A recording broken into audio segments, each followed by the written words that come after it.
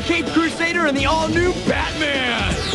Time Traveler has arrived in the arcades with holographic heaven! Invisible turtle tips for Teenage Mutant Ninja Turtles! And some totally awesome sound secrets for Journey to Silius! All this and more on GamePro! We're jamming!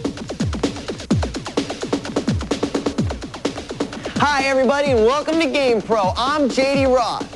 And I'm Brennan. What's up, pal? What's up, How's buddy? it going? What? Now, if you're here to find out what's happening this week in video game land, I think you should put a chill on it, bud, because we've got the stuff you're looking for. That's right, buddy? He's absolutely right. You see, I just came from the game lab, and the gonzos back there put together a full plate of awesome tips, tactics, and other great stuff. And where do we get it from? You know where we get it. GamePro magazine, of course. The #1 source for all the home and arcade game information that you need to beat your favorite games. Yes. Dude, yo, boy, check this out. Yeah? I was at the arcade yesterday just partying, you know? Guess what I found? What? I found this arcade game that has holograms. Holograms? Yeah? Come on, no way. Wait, dude, holograms. No, it's like I could touch it. Prove it. Okay, I was in there playing the game, and I could touch it, and it was like they were live, you know? So I went over, came back here, and told the Game Lab dudes about it, right? Yeah. And they came over and checked it out, and guess what? What? It's on Today's Show, bud. Today's Show? Today's Show, yeah! Nice! All right, good work. That's right. So now I've got some righteous, fast-action coverage of Time Traveler. It's the first arcade game that uses holograms. So let's get this one going because I think I've got my pump going here. So kick it, dude. SWAT time? SWAT time. I'm going to SWAT World. Yeah. See you there. Whoa! Secret weapons and tactics. Go ahead. Make my day. So, you feel lucky, punk? Well, you oughta. Because I'm hanging here in SWAT World with an awesome tip for the NES game, Dirty Harry. Well, Harry Callahan is as tough as they come. A cop can always use a few extra lives. Check out this tip that'll give you unlimited lives. Bring up the title screen and type in Clyde at the beginning of the game. That's it. You're invincible. Hey, I'm sure this tip will make your day. Okay, once again, at the title screen, type in Clyde. Whoa! Phew! As long as we're on the subject of movies, you can never know too many tips for the Game Boy version of The Heroes in a Half Shell. You know it. Teenage Mutant Ninja Turtles and the Fall of the Foot Clan. Here's a tip that will get you an invisible turtle. All right, now listen up. It's more than a little bit complicated, so pay close attention. First, bring up the title screen, hold down A, B, and select at the same time. Now, press start. During the configuration screen, continue to hold down all 4 buttons. When it's time to choose your stage, keep holding A, B, and select, and then hit start on level 2. Play the game in level 2 and go to the second bonus stage. If you're still with me, make sure you only have 1 energy bar. Now, while it's flashing, reset the game by pressing A, B, select, and start at the same time. When you're in the configuration mode this time, continue to hold down A, B, and select. Choose Leonardo. When the screen says Stage 1, press A, B, and right on your control pad until the screen comes on. If you made it through all that, you've achieved the invisible state. And if you want to stay that way, do not enter any bonus stages. Good luck. Let's check this out again. Bring up the title screen, hold down A, B, and select at the same time. Now press start. So far, so good. Then hit start on stage 2. Play the game in stage 2, and make sure you only have 1 energy bar. Now while you're flashing, reset the game by pressing A, B, select, and start at the same time. Hold down A, B, and select, and then choose Leonardo. When the screen says Stage 1, press A, B, and right on your control pad until the screen comes on.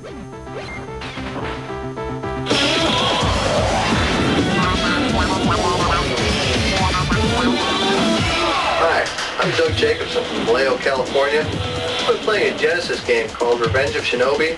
The trouble is, I can get to the end and I can kill Neo-Z, but Naoko always gets killed too. Is there any way I can defeat Neo-Z but keep Naoko from getting killed? Solid question. You know, I know you took out at least one Game Lab Gonzola with that one, but hey, as always, we got the answer, so check it out. While you're busy fighting the most heinous Neo-Z, keep firing your shurikens into the gaps on either wall. Now, this will jam the chains for 3 seconds. You know if you did it right, because if you jam the chains, you'll hear this sound of creaking wood.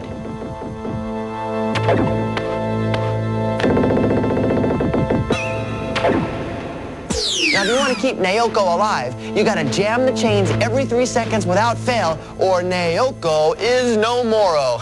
Good one, dude.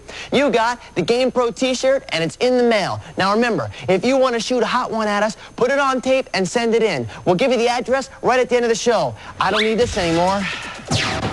Don't leave the screen because we're coming back with a hot playing tip for Devil's Crush on GamePro. All right, I am on my way to SWAT World. I'm swatting it. Swat away, bud. Yeah! Secret weapons and tactics. Whoa. Whew. I'm chilling in my SWAT hood with a monster tip on James Pond for the Genesis game system. Check this out. Run this trick if you want to do some serious warping. When you're playing in the first level, head over to the lobster cages and open them all up until you reach the exit. Next, open the exit and then return all the way to the left. Now, just before you get to the end, press down. And whammo, you've warped to level 6.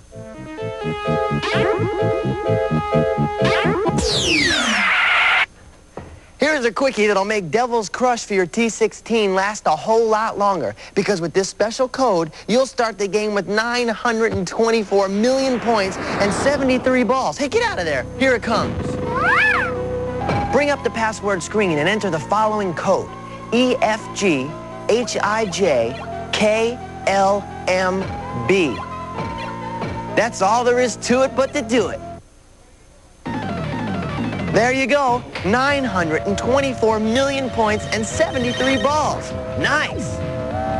One more look at that password.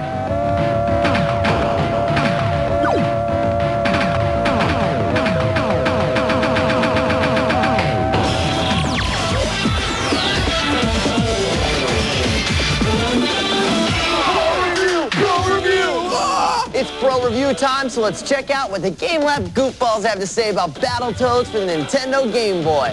All right, well said, my friend. Dude, the Techno Turcos checked out this one, but good. So here's the story. While partying on Las Vegas, a deep space hangout for Toads on holiday, our 3 bad boy amphibious skin rashes, Zitz, Rash, and Pimple, get caught up to their eyes in toadacious trouble. They've been duped by this hot Thalian thorax dancer. That's a major babe in the Toad world. And she turns out to actually be the evil Dark Queen. And while Rash and Pimple are taken prisoner and hustled away to the planet Armageddon in the Gargantua machine, Zitz manages to escape by the skin of his warts, and he gets aboard the Toadster and burns space back to Armageddon to rescue his stewing Toad buds. And that's gonna be one tough gig to pull off, brah. Now, while this card grants you 3 lives and 3 continues, this turns out to just be a spit in the Toad pond because the 12 levels of the planet Armageddon can take a lot of life out of a Toad. And dude, 1 minute you're running and jumping to avoid death blows from land creatures like the enraged Psycho Pig, or a shark-toothed Cruncha, or the totally disgusting Robomanus Mutant. Then the next thing you know, you're swinging from ropes or riding on a jet ski, dodging logs, rats on rafts, and giant whirlpools. And how did the eggheads rate Battletoads? Remember the system, all right, kids? We rate graphics, sound, challenge, and overall fun factor. Now, for starters, awesome multi-scrolling graphics that are totally happening. A major graphic step forward for the Game Boy. Thumbs up! With happening tunes on every level, we got no complaints about the sound on this one. The challenge, Mondo Serioso, Mondo indeed. There's a lot of Toad to do with only 3 lives and 3 continues in this game, so you best be putting on your gaming gloves. And bud, fun factor depends on what you're made of. If you're into great graphics, if you're into great sound, varied gameplay, Major League Challenge. It gets no better than this on the Game Boy. Be warned, difficulty is very intense. It may send some of you players to the Toad Asylum. I don't know, man. Let me see this. You know, I mean, the Game Boy's graphics, they're just not as good as all the other handhelds. What? Well, you don't be dissing Game Boy, buddy. You gotta do it, man. It's just not, well, you know, it seems like all you have to do to make a good video game today is kind of like be green. You know, first we had the Teenage Mutant Ninja Turtles, then we had Battletoads for the Game Boy. What could possibly be next? Give me one. Go ahead, shoot one out. Green stuff? Talking green. Let's go. Give me some green. Okay. How about, Geeking Geckos from the planet Gertrude. How about the flying lizards from Lancaster? Yeah, Lancaster. Very nice. Bud. All right, chill out, man. Let's leave our character design to the pros. And speaking of pros, let's see what our pros had to say about the return of the Cape Crusader in Batman 1.5 for the Nintendo Entertainment System. Now the Batster is back, and he brings along with him the ever-popular Joker for another go-round in Gotham City. Now, while you may have seen these two do it to each other before, you have never seen them do it quite so well. The idea is pretty much the same old Batman-Joker storyline, with the Bat Dude dedicated to the destruction of the Clown Prince of Crime. By this time, the gamekeepers have laid in a whole new Bat combat system, which improves upon Batman 1's bare-knuckled fighting. The Cape Crusader has awesome pistols, a batarang, and a whole lot of other firepower to use in order to knock the Joker off his cathedral perch. Where does he get those wonderful toys? Hey, we know where he gets them. From the game dudes at Sunsoft, and they are awesome. A giant bat leap forward in the Batman series of video game carts. Seems the dudes at Sunsoft are using some new special custom computer chip they're putting in the game, and trust me, it works.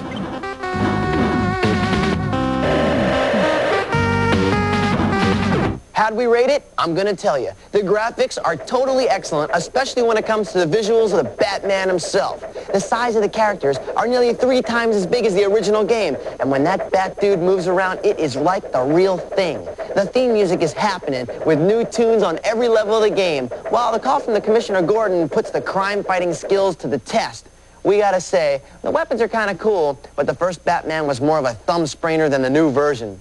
The fun factor is a 5, mostly because the super fresh guns in this game deliver one of the best action games around for your buck. A total winner.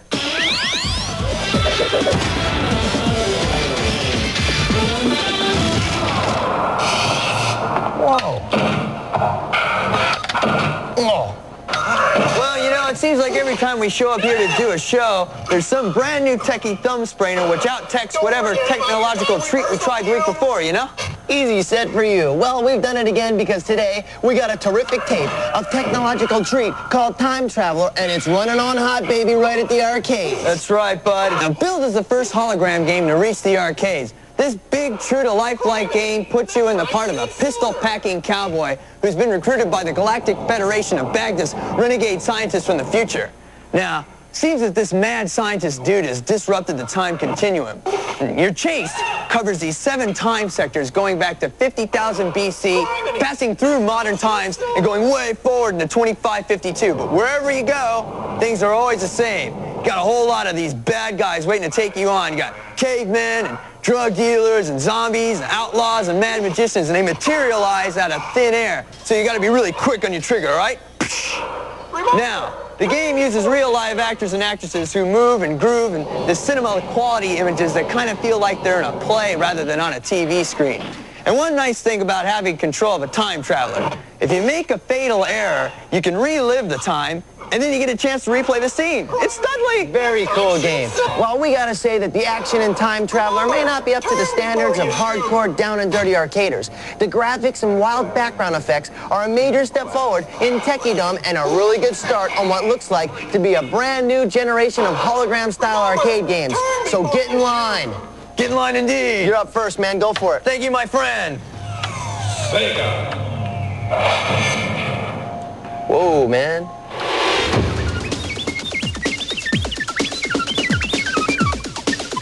I'm Jim Hakola, and on Space Harrier for the TurboGrafx 16, I scored 31,265,570. Hi, I'm Alan Hofstadter from San Francisco, California. I have completed Ultima Quest of the Avatar for the Nintendo Entertainment System. I'm Keith Bond from Mentor, Ohio, and on Jack Nicklaus Turbo Golf for my TurboGrafx 16, I scored a 58, which was 14 under par. Mega scores, dudes. Your GamePro subscription is in the mail and on its way. And remember, if you want to win, you gotta send them in. 16-bit super stuff when we return with Gradius 3. So put it on chill, because we'll return to GamePro. Time for SWAT World! Yeah! I am out of here. Close it up. Okie doke. Secret weapons and tactics. Hey, what's up, Mario? How's the weather down there? Now, you know how I love to revisit the classics from time to time here in SWAT World. So how about a trip down memory lane with the always popular Super Mario for the NES? Take a look at the classic flagpole trick. Watch. You can control the number of firework explosions you get at the end of a level. When you reach the flagpole, watch your timer. If the right-hand digit is a 6 when you jump for the pole, you'll get 6 firework explosions.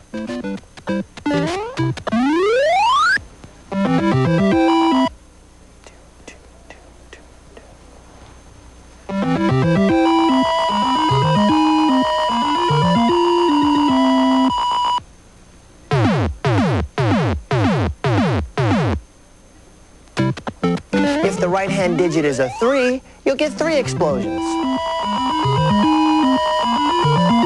This may be an oldie, but I figure you can never get too much of a good thing. We've got a trick in Journey of Silius for the NES that'll double your fun. Check this out. First, bring up the title screen. Now, press button B 33 times. That's right, I'm not kidding, 33 times. Then hit the start button. You can now raise your continues up to 9 and check out all the sounds as well.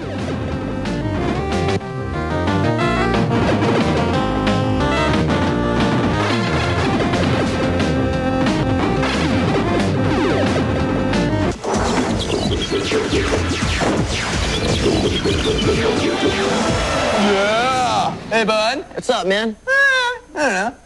The SNES continues to grab the attention of gamers everywhere, and the Game Lab gonzos are burning it at all ends to keep up with the new carts for this exciting new system. I speak the facts. For sure.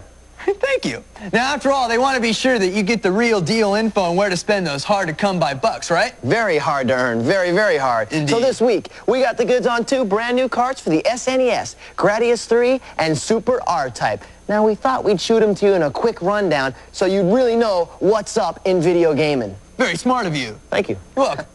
The peaceful people of planet Gradius are under extreme attack from the heinous dudes living in the Bacterian Empire. Your mission is to man the modulated artillery exalter known as Max, and then fight off the Bacterian baddies, okay? Now your goal, save Gradius and its surrounding planets. Now, while this may be true that you've pretty much seen the movie and the ongoing Gradius video game saga, there's something truly radical that's happening here, and I am not joshing you. You've never seen this before, so check it out. For the first time, you can customize the game to suit your own strategies. You're stoked! Stoked!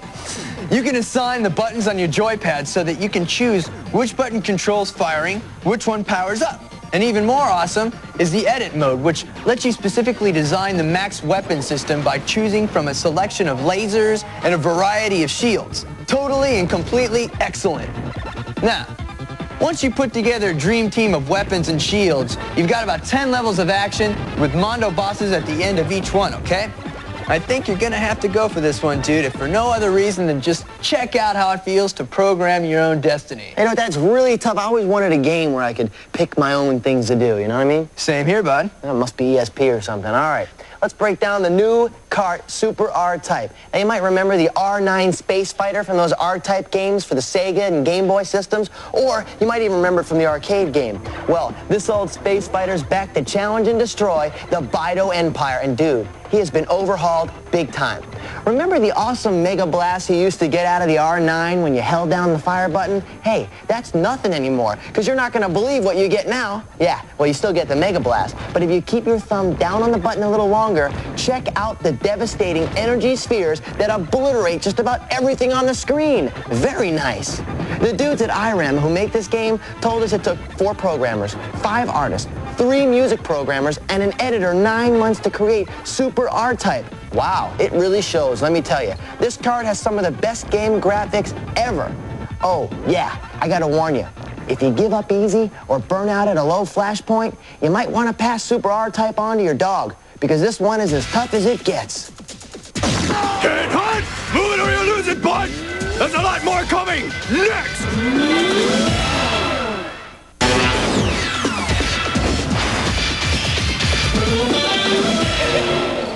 Hi, I'm Kevin Maynard from Gilbert, Pennsylvania, and I have a hot tip for all you GamePro viewers. Here's how to find the secret passageways in the Genesis cart, Mickey Mouse Castle of Illusion. In level 1-1, jump down from the second angle ledge and go underground. The first passageway to the left has a false wall that Mickey can pass through. At the end of the passageway, there's a bunch of bonus goodies. In level 3-1, there's an identical secret passageway just before you go underground. Do the same as you did in level 1-1, and you'll find another false wall and treasure. Hey, thanks for the SWAT, dude. And to show our appreciation, we've sent you a GamePro t-shirt. Very nice. Very nice indeed, and that wraps up today. We'll catch you next week with some more GamePro goodies, yeah? And while we're out here, be sure to keep the postman popping with all your questions and viewer tips. Here comes the address. Oh, right there. GamePro, P.O. Box 1678, Venice, California, 90291. I'm JD Rock. See you next week. Peace.